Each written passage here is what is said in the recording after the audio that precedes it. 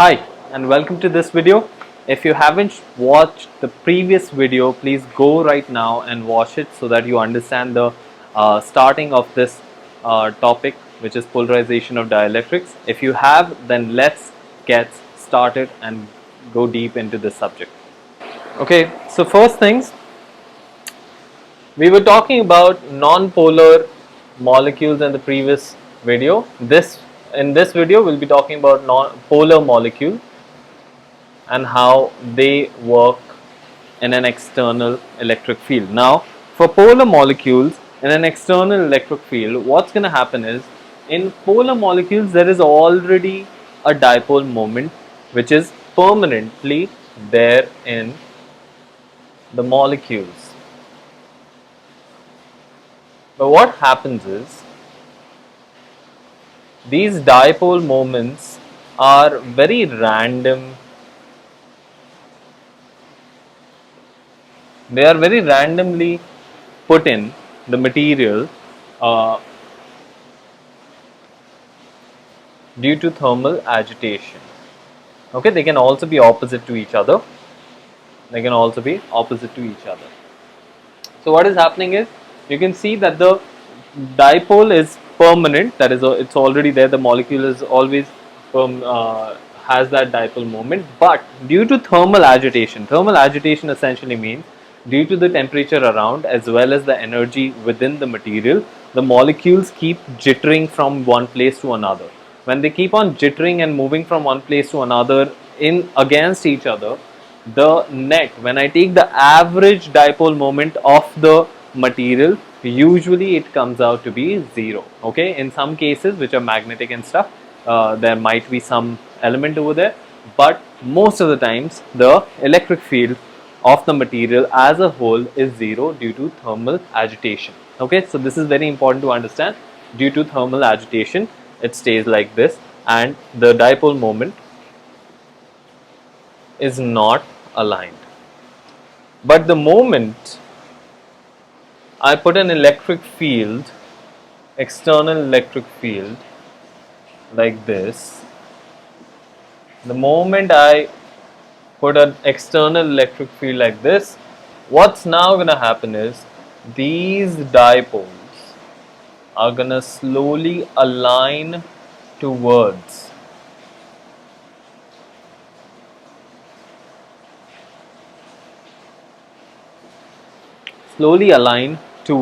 the electric field direction. Okay, which gives it an internal. Now again, it's the same scenario as earlier, where we have positive charge on this end, negative charge on this end. There will be an opposing electric field inside. Okay, there will be an opposing electric field inside the material, and this is what we are saying. Now,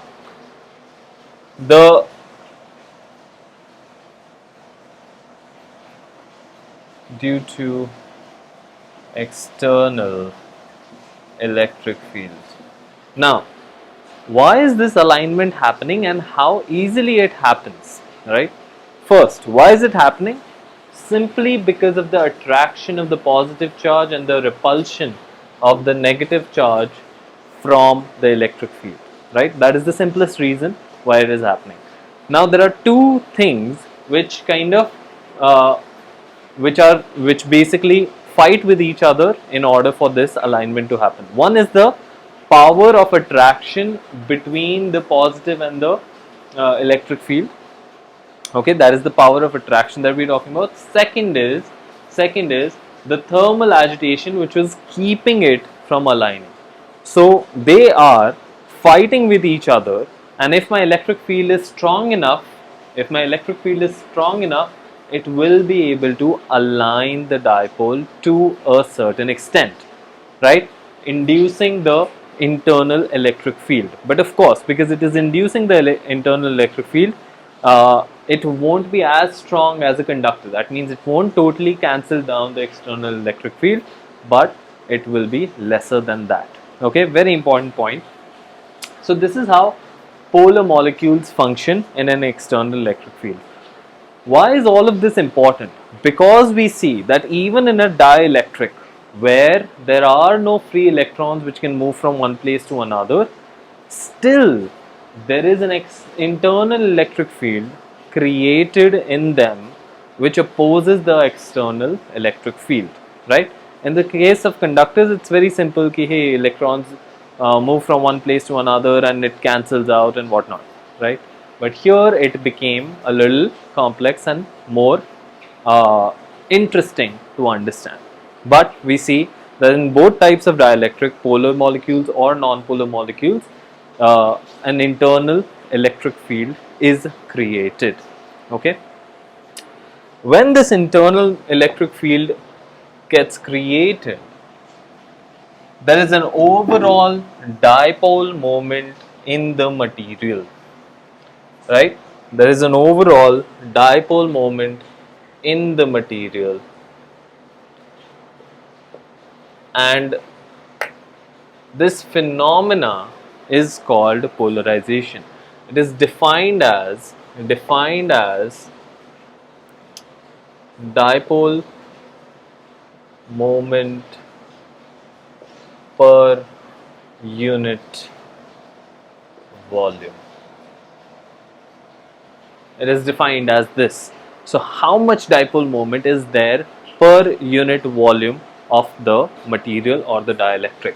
That is what polarization is. As we saw that the dipole moment is directly proportional to electric field, and this is a special case of linear isotropic dielectrics, because we are only considering the dipole moment getting created in the line of electric field.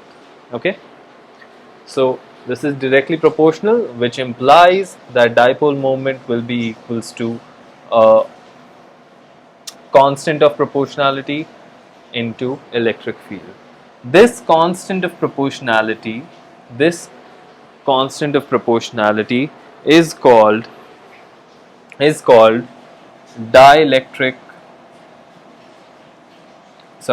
electric susceptibility.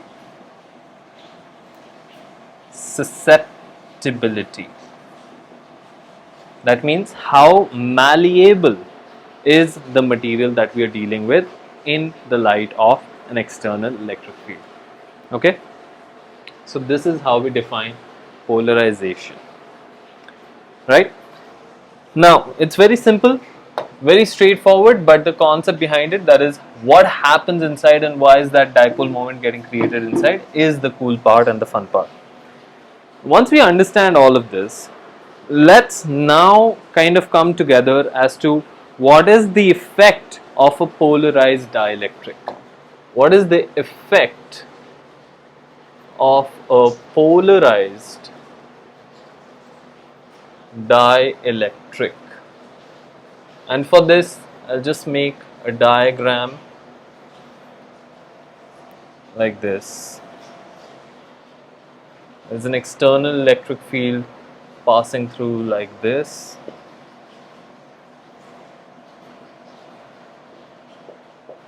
This is the external electric field. Now, these are my internal dipoles. I am taking the ideal case where they are exactly aligned, but obviously they might not be 100% exactly aligned, but this is gives us a good idea as to what is happening.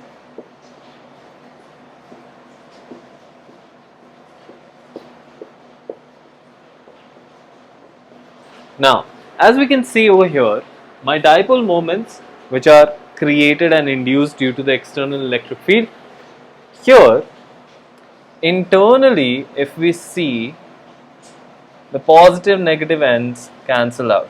The positive negative ends cancel each other out, right? That means they cancel each other out. There's no net effect internally over here, right? But on the sides, on the edges, we can clearly see positive side on one end and negative charge on the other end. When this happens, obviously from the positive side to the negative end, there will be an internal electric field, let's call it E dash. From the positive side to the negative side, there will be an internal electric field, let's calling it E dash, right? That means in dielectrics, both polar and non-polar, there is an internally induced electric field due to the alignment of the dipoles. And as this happens, the effect, this, the total electric field which is applicable for the dielectric gets reduced by this much. It gets reduced by this much. This is the total electric field effect that we see on the dielectric, because the internal electric field cancels out the external electric field. That means the dielectric feels that there is lesser electric field applied to it than we actually apply it. And that is the whole exercise and the understanding of the polarized dielectric. That is the effect that the polarization of dielectric creates. Okay, very, very important concept to understand why it happens, how it happens, and where we'll be using it. We'll see that in the next section, which is called capacitors. So I'll see you in the next video. I hope you liked this one. If you did, do like, subscribe, and share this video with your friends, your family, your cousins, everyone. Okay, if you have any doubts, or if you have a suggestion for me, which topic should I be picking up next, put it down in the comments below so that I can get to it as soon as possible. I'll see you in the next video.